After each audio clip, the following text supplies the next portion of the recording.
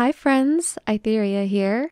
A lot of you guys really enjoyed my Glamour for New and Broke Players video and have been asking for more Glamour videos, so today I am going to be talking about some of the best dungeon glamours in the game, at least from my perspective. I have picked out 14 pieces, which was kind of a perfect coincidence, and I'm going to be starting from the lowest levels to the highest levels. Before I get started, I want to tell you about some tools that you can use, some helpful resources. Specifically, we have this website called Eorzea Collection, and if you go to this website and you go over by gear sets at the top, and then you click entire sets, you'll see once you open that page, on the side of the page is content type, and there's all these different types of content.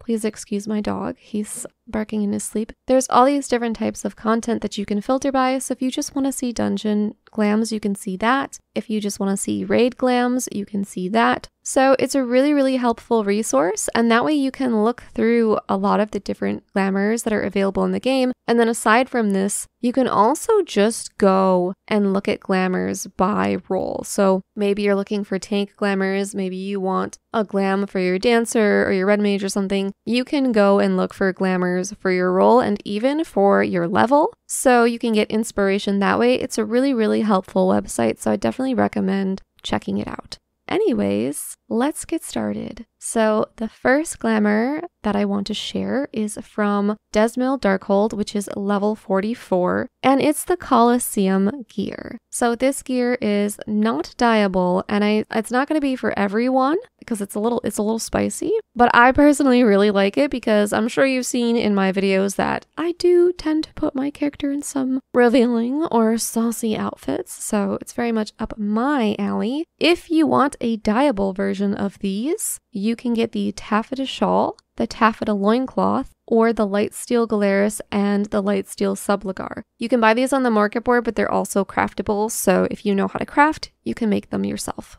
Next, we're moving up to level 47, and we're at Aurum Vale. I know a lot of people hate Aurum Vale, but I actually think there is some glam here that if you're at a lower level still, you might like. So specifically, the Aurum War gear has the Aurum jacket. I think this jacket is really cool and can be mixed and matched to make some really cool glams, whether you are playing a tank or some other disciple of war. There actually are a lot of reskins of this jacket, but they're really not worth talking about because all of them are somehow uglier and do not dye well, so I'm not gonna bother. As for the magic set, which is for any disciple of magic, there is the Aurum Temple Chain, the Aurum Smalls, and the Aurum Tossable, which is the dress. I will say the dress isn't my preferred style, but I do know that a lot of people do like this dress, which is why I decided to include it. The smalls I really like because they're booty shorts and they can be nice to put under dresses if you just want to have like a clean leg. And maybe you also don't like having underwear under your dresses because when your character like runs or is on certain mounts, they end up flashing people and you prefer to have some shorts under there. These could be it. And the temple chain I think just works for so many glams as like a very simple but charming headpiece. Now all of these have reskins. So we have the Capronical Temple Chain, the Ruby Cotton Smalls, and the Ruby Cotton Tossable. These are all level 62, they're all dyeable, and they all come from any merchant in the Ruby Sea or in Yangsha. Another reskin of these are the Valerian Shaman's Temple Chain, the Valerian Shaman's Smalls, and the Valerian Shaman Tossable. These all come from Neverreap or the Fractal Continuum, which is at level 60, and these are also all dyeable. Alright, and now we're moving up to level 63, the Shisui gear from Shisui of the Violet Tides. I have to say my personal favorites for these are the Scouting, Fending, and Healing. I just think that they have the best colors. The casting one's not bad either though. These are another kind of revealing glam, so it's not going to be for everyone, but I do think the headpieces are really cute because they're these like pretty little flowers with ribbons in your hair, so that could be something that maybe everybody would like. These unfortunately aren't dyeable, but there is a very similar reskin to this. So the reskin is called the Eastern Fairgoers Attire and it is available in the Mog Station for $5. Sometimes it goes on sale though, and then it's about $3.50. The Eastern Fairgoer's attire is from a past event. I believe it's the summer one. So if you want to find it on sale, you'll definitely be able to find it whenever the summer event comes around again, which I think is usually August. Am I wrong? Somebody correct me in the comments. Next, we are moving up to level 70, and we have this Skalla gear from the Drowned City of Skalla. These are a crowd favorite. I know a lot of people really like this gear, and it actually did get reskinned in Endwalker, and it got reskinned into the Snow Linen and then Saiga skin. The reskin version comes out of the level 84 Phrygian coffer, but it can also be purchased from the Junkmongers in Mare Lamentorum or Palaka's stand, so if you don't have that coffer, which I'm pretty sure you get during the MSQ of Endwalker, but if you don't have that, you didn't keep it, or you just want the whole set, you are able to get that from the Junkmongers. The main difference between these is just that they die differently, so you'll have to look at both and see which one you like better. Obviously, if you're at level 70 though, the Skalla gear is going to be your only option. Alright, next we are moving on to level 75 to the Qitana Ravel. The gear that comes from here is called the Ravel Keeper gear. All of this stuff is dyeable, and I think a lot of these are pretty solid. Like basically across the board, I think these glams are pretty cool. And actually, I would say that the gloves for the healer is something that I have used so many times in the game. It's really cool. A lot of the gloves are really cool because they have like these tattoos on them. Overall, a very solid set. Jumping a few levels again to level 80, we have the Warg gear that comes from the Grand Cosmos. This stuff is unfortunately undyeable, but I think it is pretty cool looking. A lot of people seem to like the wolf hats that come from it. I personally really like the clawed gloves. I think those are really cool. So if this is your style, then you're probably going to really like these. Funnily enough, I really wish that they had these tops without the bushy tail at the back. I think I would love it so much then, except I really like the aiming one the best. Like the healing ones are the only, like healing and casting are the only ones without the tail, but they just aren't as cute because I really like the sort of like, I just like the little exposure, like crisscross crop top moment, okay? And of course, what I play healer doesn't have that, but it's okay, the boots and the pants are pretty cool. Sticking around at level 80, we have the heirloom gear, which comes from Matoya's Relict. I honestly think most of these look great, especially Fending, Maiming, Casting, and Healing. The other ones are kind of meh. And these are actually dyeable reskins of some level 73 gear that came from Don Meg. The Don Meg gear is called Vobertite, but it's not dyeable. I will say that Don Meg has some really cool weapons, the Fey weapons, but that's not what this video is about. I do prefer the heirloom gear though because it is dyeable, and I think the healer and caster ones are really cute. Still at level 80, we have the Paglth'an gear, which is from Paglth'an. Unfortunately, this is undyeable, but I really like the designs of this gear. I think it looks really cool for every class, basically except for Fending and Maiming, but maybe some people like it. It's just not for me, but I think all the other ones are really cool, so of course they had to make this list. Next, we're going to move up a level to the Minutia gear, which comes from the Tower of Zot. So this is level 81. I think these designs are really cool across the board, and I know this is another one that a lot of people really liked. These two are also reskins of the Bone Wicca gear that comes from Swallow's Compass, which is level 70. So if you like this gear, you can get it at a bit lower of a level. I kind of like the Minutia better, but again, it really is just a difference of them dyeing differently. I think that the Minutia gear keeps more parts dark when it's dyed, and it seems to have like more silver mixed in with the gold, but it's really up to you which one you like better. Both of them come from dungeons, both of them are dyeable, and they all are the same. They look the same except for how they dye. Next, moving on to level 85, we have the Palaka gear from Vanaspati. I will say I don't personally love the whole set. I really like the top. I think the tops for each role look really good, and I like the shoes. I think a lot of roles have really solid shoes, but I do know that I'm not alone with liking the top. I've definitely seen other people wearing this, so another good thing about it is it's dyeable. Alright, and finally we are getting into level 90, starting with the Ktisis gear from Ktisis, Hyperboreia. I don't know how to say that. These are really cool. I think the Fending one is the coolest. Probably Fending and Maiming are the best. I will say the other ones aren't necessarily in my style, except they do have like to die for leggings for the healer. You see those leggings, you know that's totally Aitherea, okay? I like stuff that's a little saucy, and these are great. Now, this is also a reskin. These are a reskin of the Shadowless gears from the level 80 dungeon called Hero's Gauntlet. Unfortunately, both versions are undyeable, and once again, it's just a difference in the coloring. I think the Ktisis ones look cooler because they're kind of like black and silver, or kind of like just very dark and kind of like charcoal silvery kind of metallic trim to them, where the other ones are more colorful. So again, it's going to depend on your preference, but I think if you're going for an edgy look, definitely the Ktisis ones. Either way, they're both very cool. All right, moving on, we have the Darbar gear from Alzadaal's Legacy. Once again, we're at level 90, and everything beyond this is going to be level 90 as well.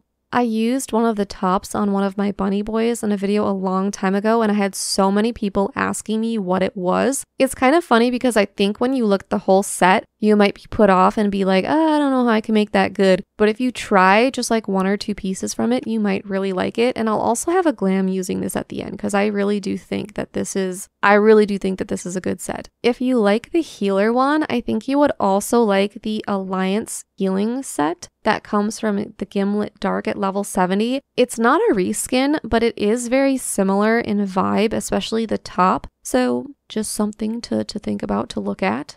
So now let's move on. We've only got 2 left. Next, we have Troian gear from the Fell Court of Troia. This stuff is undyeable, unfortunately. My favorite one is, once again, Fending. The Maiming one's okay too, but the coloring on the Fending I think is better. Overall, these are really cool though, and I think if you like a spooky kind of glam, I think you actually would really like the healing casting aiming ones. And I actually do quite like the gloves on the healing ones, although I've not quite yet found a glam for them. I just think they're really cool. So I definitely think this could be somebody's vibe. These are definitely very cool, kind of like edgy style, but I really, really like the Fending one, which is why I definitely had to put it in here.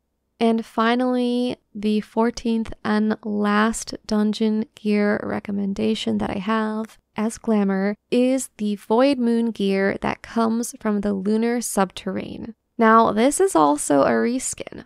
This is a reskin of the level 80 Exarchic gear, which was a crafted gear. And it's not the kind of crafted where it's just glam, it's level 1. It was a gear set that you would have actually worn in Shadowbringers and done like raiding and battling and stuff with. So you do have to be level 80 if you like the Exarchic gear better. And these ones are actually more similar in how they die, but I think the main difference is the accents. But if you like this gear, then you can either purchase it crafted or craft it yourself as the Exarchic gear, or you can go to the Lunar Subterrane and get the Void Moon gear as a drop.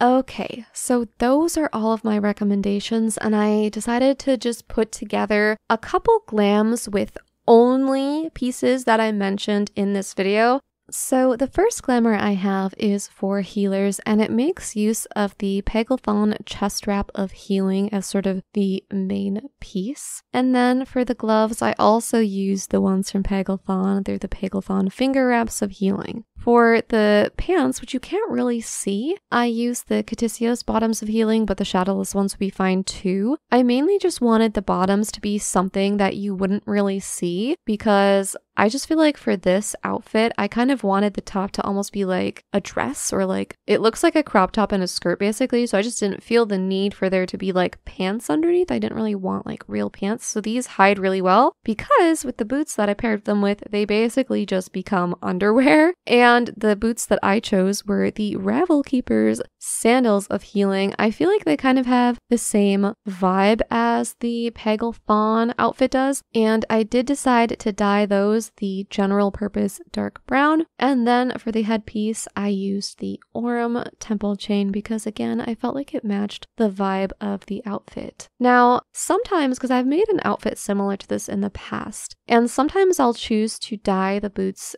sort of like a blue shade to match the blue in like the ropes on the piece. I think one time I even did almost like a sort of purple color, because to me the top almost, it's like brown, but it almost like skews a little purple. It's kind of hard to explain, but I decided to go with brown because if I were going to go with something like blue for the boots, I do think it matches. Like, don't get me wrong, it matches and I think it looks just fine. But for me personally, I really like balance in an outfit. So if I were to dye those blue, I would want to have a headpiece that I could also dye like the same color of blue, because I feel like that would have just pulled it all together and it wouldn't have been so like heavy blue towards the bottom, bringing your eyes to the boots themselves. But since I'm only using pieces that I mentioned as recommendations in this video, I couldn't do that, which is why I ultimately decided to go for the brown.